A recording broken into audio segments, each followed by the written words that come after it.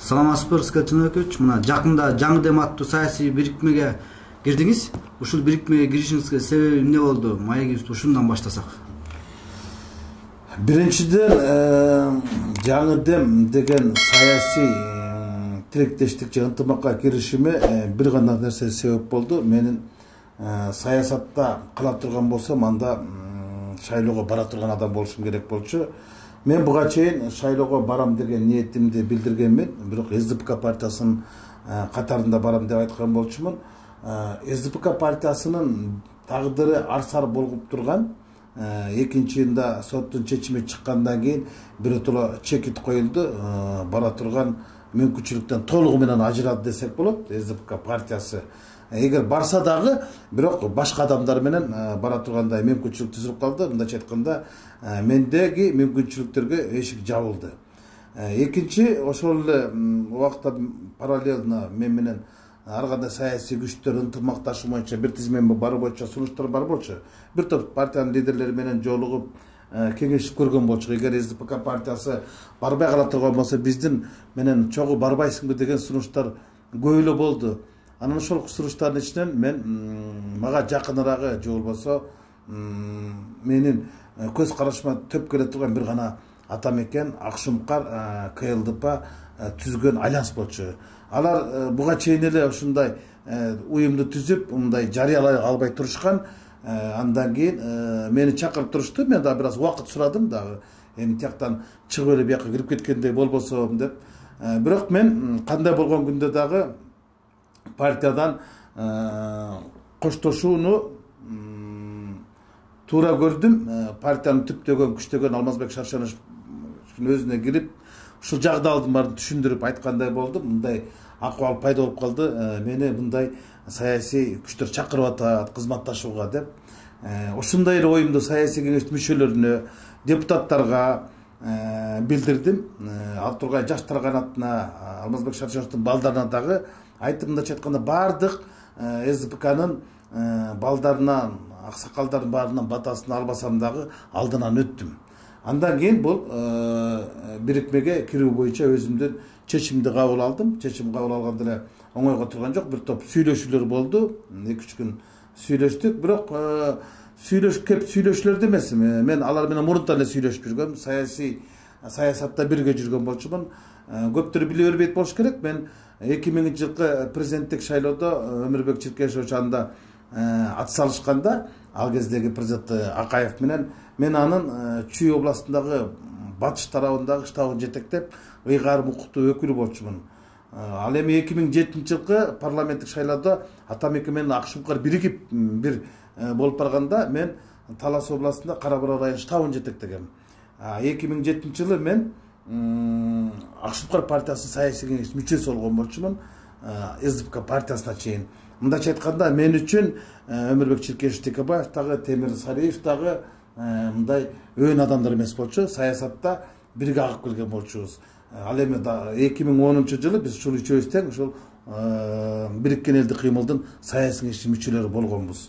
Жанар менен мен 5 жыл парламентте чогуу иштештим. Элдар Абакиров менен ал өкмөттүн ичинде болсо дагы мындай мамилебиз түз болчу. Мына ушулардын айланысына барыш мен үчүн мындай жеңилирээк болду. Мени биринчиден ушул саясий кеңештин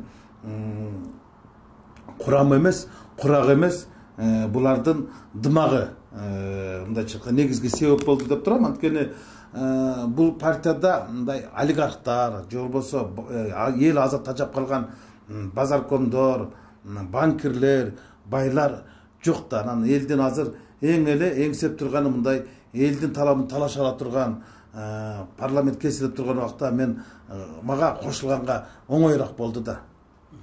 Анан бирок ушул эле саясий бирикме боюнча айрым серепчилер айтып атпайбы? Булардын идеологиясы, көз караштары дал келбейт. Бири социалист, бири либерал, биринин такыр эле саясий багыты жок, булардын келечеги жок дегенди айтып атпайбы? Сиз кандай карайсыз ушул сындарга? Туура да, бирок мен мындай сындарды айтып атат, бирок мындай сындарды эмнеге айтып атат? Туура, бир кездерде бизде бир эле партия бар болчу, коммунисттик партия бар болчу да. Анан ошо коммунисттик партиянын мүчөлөрү кызматтан кызматка көтөрүлчү. ошо кызматтан көтөрүлүш үчүн баардык коммунисттик партия мүчөсү болушкан. Кийин СССРдин эпохасы бүткөндөн кийин социалдар бийликке келгенден кийин баардыгы социал демократ болуп чыга келишти. Эртең бийликке бир либерал демократ келе турган болсо, мен бөркүмдө ишенем, баардыгы либерал демократ багытына өтүп кетишет. Бул эми турмуштун замандын агымы болуп атпайбы? Анан чын-чынына келгендечи, да айтып атат, Рыскелди деген социал демократ, Жанар либерал демократ, Текебаев деген ашынган социалист, Сариев белгисиз, анан булар кантип бир казанда булардын баштары кайнап калат дегендей өңүттү айтып атпайбы?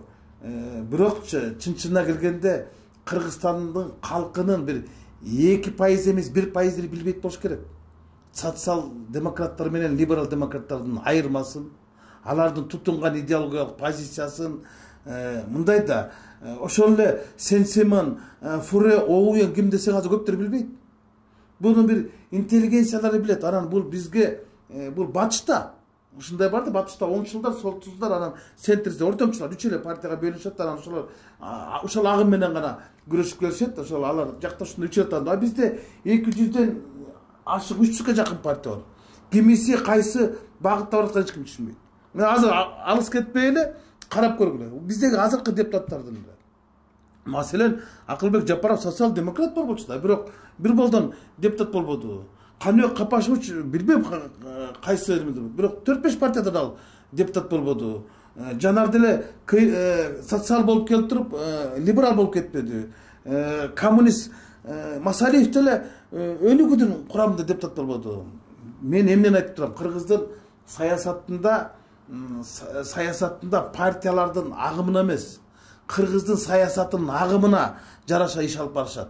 Ал эми идеологиялык агымдар ал башка. Бизде таптакыр башка нерсе. Мисалы, эртеңки саясий иш-чара бул шайлоодо биригип барган, бул ошол ынтымак менен бириксек бир колдон келет, чоңураак күч болобуз деген эле нерсе болчу. Анан мындан булар бириккен болбойт, булардын келечеги жок деген бул суу кечпеген нерсе. Бул эми ошо батыштын идеологиясына такап айтып атпайбы? Андай нерсе жок да. Аны эч ким деле түшүнбөйт, аны эч ким деле этибарга албайт чын-чынына келгенде. Бул эми аныга жооп деле бербей койсок болот болчу. Анткени кандай болуп калган күндө дагы азыр эми карап көрсөңөр, кыргыздар эртең шайлоодо кантип партияларга добуш берет? Ошолордун булар либерал экен, булар социал деп береби? Жок. Алар майнисине добуш бербейт, алар манисине добуш берет. Акчасынан добуш берет да. Бул эми көрүп эле турабыз да. Аларга мисалы ким айта алат? Ошол теге ар бир шайлоочу ошол партиянын программасын окуп келтирбойм, олардын программасы жакшы экен, мен ушунга добуш берем деп. Жок. Социал деп СДПКга добуш бере турган болсо, Атамбаевга добуш берет. Жок, Атамекенге добуш бере турган болсо, Текебаевдин имиджи үчүн добуш берет. Акшумкарга добуш бере турган болсо, Сариевдин имиджи үчүн добуш берет. Дагы республикага добуш бере турган болсо, Бабановдун имиджи үчүн добуш берет. Программа, алардын идеологиясы, багыты, тутунган эмес деген жок нерсе. Анан ушул коомдо дагы бир пикирлер айтып атат да, мына сиздердин бирикмени бийликке карата оппозициялык маанайдагы бирикме катары түшүнүп атышат. Анан элдин үнүн башка партияларга салыштырмалуу коркпой айта алат деген көз караш бар да. Анан сиздердин президент болуу менен мамилеңиздер кандай болот? Бийлик менен мамилеңиздер кандай болот? Ушул багытта оюңузду айтсаңыз. Эми бийлик, албетте бийлигин сактап калыш үчүн бийлик өздөрүнүн таламын талаша турган топтордон өздөрүнүн партиясын мындай административдик ресурс, каржылык ресурстан жардам берип алып барганга аракет кылат. Бул кыргыз саясатында болуп келаткан эле уланып келаткан салт. Туура, бийликтен азыр 3-4 партия баратат биригип. Көбүрөөк мандат алып калабыз, көбүрөөк сактап калабыз дегендей. А бирок ириде мамлекетти сактап калабыз деген дагы талап пайда болбоду. Эл бийлик азыр эгер өзүн сактап калабыз десе, бийлик ушул системаны сактап калабыз дейт. А бирок эл бул системага каршы болуп атпайбы? Ошон үчүн бийлик күчтүү болуш үчүн оппозиция күчтүү болуш керек. Оппозиция күчтүү болуш үчүн оппозицияга толук мүмкүнчүлүк бериш керек. Мен эми азыркы бийликтин биз менен алакасы кандай болот? Азыртан эле жанагы серепчилер айтып чыгышпады? Бардык артиллериясын ушул жака бурат депчи. Бул жаңылыштык. Бизде бул сергек сереп эмес, бул кургак сереп. Мен айтып коеюн, азыркы бийлик үчүн биздин альянс, Атамекен альянсы, же болбосо жаңы дем бирикмеси бул коркунуч жаратпайт. Бул тескерисинче жакшы маанай жаратат. Анткени оппозиция болуш керек. Оппозиция жок жерде бийлик өз оппозиция түзүш керек. Бул Кыргызстандагы бийликтеги тең салмактуулукту, саясий туруктуулукту кармап туруш үчүн үч бийлик бутагы тең күчтүү болуш керек. Биздин президент Сооронбай Шариповичке үч бийлик бутагы, мыйзам чыгаруу бийлиги, аткаруу бийлиги, сот бийлиги күчтүү болсо, ал арбитрлик кызматын кыла алат. Анан үчөө тең стабил болсо, анткени үчөө тең мындай тиши жок болгондо сындын баары президент кетет. А үчөө тең күчтүү болгондо бири-бирине мындай атаандашып жумуш алып барышат, бири-бирин көзөмөлдөгөн жумуш алып барышат. Мындай өңүттөн алып караганда күчтүү оппозиция болуш үчүн күчтүү саясатчылар болуш керек. Анткени бизге окшогон оппозициялар парламенттен орун алышыбыз керек. Бийлик буга бут тозбош керек. Бунун аягы ачык эле айтып коеюн, бул жакшы нерсеге алып келбейт. Экинчиден мен бир кызык нерсени айтайын да. Акаев деген Кыргызстандын туңгуч президенттин түбүнө ким жетти? Ал өзү түптөгөн, өзү күчтөгөн Алга Кыргызстан деген партиянын аткаминерлери Акаевди сатып кетишти. Туурабы? Сатып кетишти дагы алар Бакиевдин короосуна басып киришти. Бакиевдин ак жолуна кирип алышып, кийин Бакиевдин башын жутtu. Бакиевдин башын жуткан ошол эле аткаминерлер азыр жүрөт. Ушу ак үйдө эле жүрүшөт ошолор. СПКга киришти. Короосу менен киришти дагы, заматта алар социал-демократ болуп чыга келишти. 6 жыл өтпөй алардын тажрыйбасы мол да Атамбаевди сатышты.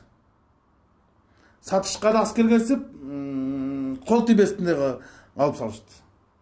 Анан азыркы бийлик түптөп аткан партия эртең президенти Сооронбай Шариповичти сатып кетпейт, bundan басып кетпейт, далын салып кетпейт деп кимиси кепилдик бере алат? Бири дагы кепилдик бере албайт, анткени бул салтка айланып калды. Анткени ошол эле саясатчылар, Акаевден бери келаткан саясатчылар бүгүн дагы да ошол жака баштан салып атат да. Анан ушул өңүттөн, ушул ракурстан алып караганда Сооронбай Шарипович үчүн ошол өзүнүн партиясы коркунучтуу, биз эмес. Бул эмнеге негиз деп айтатам, эмнеге тегиз деп айтатам, анткени Атамекенде олигархтар жок. Альянста ошол немеде. Андыктан буларда каржылык ресурс болбогондон кийин каршылык ресурс бар, каржылык ресурс жок. Эң коркунучу каржылык ресурс да президентке коркунуч келтирип турган. Каржылык ресурс именно ошол жанагы Мекенем Кыргызстан, биримдикте, Кыргызстанда мына ошол жерде бар. Ал жерде жалаң байлар, банкирлер, базаркомдор, башкалар. Бардыгы ошол жерде. Мына олигарх деген сөз эмне? Олигарх деген өзүнүн байлыгы аркылуу бийликке кысым кылган адамды олигарх деп коюшат. Олигархтар бар ошол жакта болотпойбу? Олигархтар бар жерде коркунуч бар. А бизде олигархтар жок да. Мындайча айтканда бизден коркпой эле койсо болот. Өзүнүн тегерегинден коркунучтуу адамдар бар ошол жерде да. Мен ушуну айтам, анан бийлик деле мен билип турам, ал жерде деле сергек сереп сала турган адамдар бар. Сооронбай Шариповичтин деле саясатта тажрыйбасы бар. Ал деле билип турат, сезип турат. Коркунучтун бардыгы кайсы жактан кош көрүнөрүн. Андыктан Атамекен партиясын азыртан эле президентке каршы коюп аткан кимдер?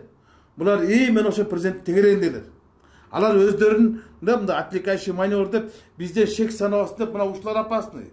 Булар коркунучтуу депчи. Коркунуч жок, аякта эмес, коркунуч башка жакта. Убакыт көргөзөт да дал ушулар. Мурункуларды кандай кылып сатышса, мурункуларды кандай кылып басып кетишсе, дал ошондой немеге алып келет. Буну мен айтып да келгем, айтып да жүрөм. Эгер жакындан да кирип калсам, мен ушул сөздү эле ажык айтам. Ушу сиздин президент менен болгон мамилеңиз кандай болот? Ушу альянска киргениңизге кандайдыр бир мамилеңиздерге таасир этпейби? Ушул боюнча пикириңизди уксак. Мен эми Сооронбай Шарипович менен 20 жылдан ашык жеке мамилем бар. биз ошол ар кимибиз өзүбүздүн көз карашыбызга сый урмат менен карап келгенбиз. Мен бир дагы жолу ал кишини таарынткыдай иш кылган жокмун. Ал дагы мен бир дагы жолу мындай таарынта тургандай иш кылган жок. Биздин жеке мамилебиз өзүнүн нугунда кыла берет. Мен азыркы тандоом деле ага мындай таарына тургандай негиз алып келбейт. Анткени мен ал кишинен жакшы билем мүнөзүн. Анткени мен ойлоп турам, менин ушу жаңы бир ынтымакка барганымдан ал киши таарынып мындай мамиле өзгөрөт депчи. Жок, мамиле өз нугунда кала берет деп мен терең ишенем. Анан акыркы суроо болсун. Ушу альянска кирген сиздин акыркы чечимиңиз болобу же убакыттын өтүшү менен шайлоого чейин да бир өзгөрүүлөр болушу мүмкүнбү? Эми мындай экен да, саясаттын агымы Кыргызстандагы эч ким мындай алдын ала албайт. Декларация мен айтышып атат да, сен бир отуруш менен кетип калган турбайсыңбы? Бизде деле мүмкүнчүлүктөр бар эле, биз дагы сиз менен үмүтүбүздү, үгүтүбүздү бирге кылсакпы деген бар эле тилектер бар эле, ниеттер бар эле депчи. Мен бул декларация деген юридический термин, бул торжественный, же болбосо салтанаттуу жарыя. Мындайча айтканда биз бирикмени же болбосо шайлоого бирге барарыбызды жарыя кылдык. Декларациянын өзүнүн укуктук сөз менен айтканда ушундай. Это торжественный акт, же болбосо мындайча айтканда церемония. Биз ушул бирге кадам таштарыбызды, бирге басарыбызды, бир тизме менен барарыбызды жарыя кылдык. Бирок президенттин айли жарлыгы чыга элек, тизме айли түзүлө элек. Эми бирөөлөр кирет экен, бирөөлөргө чыгат экен, бирөөлөр бирөөгө таанат экен. Алдыда кандай кырдаал болуп кетет, бирок биз ниетибизди, тилегибизди билдирип, бир тизме менен барабыз деп кол коюштук. Бул акыркы чечим эмес. Акыркы чечим бул президенттин жарлыгы чыгат, анан кийин партиялардын съездери болот. Ошондон кийин тизмеге киргенден кийин, же болбосо ошол курултайдын алдында айтсак болот да, мына мен ушул орунга макул болдум, же болбосо мен ушундай программага макул болдум депчи. Азыр эми биз программаны иштеп жатабыз. Программадан кийин анан кийин тизме түптөлүп баштайт. Анан эми көз караштар азырынча жакшы эле иштерди баштап алып барганы жатабыз. Ниеттерибиз, тилектерибиз, ынтымагыбыз жакшы. Бирок акыркы чечим деп айтканга айыл эртелик кылат. Чоң рахмат ачык майып бергениңизге.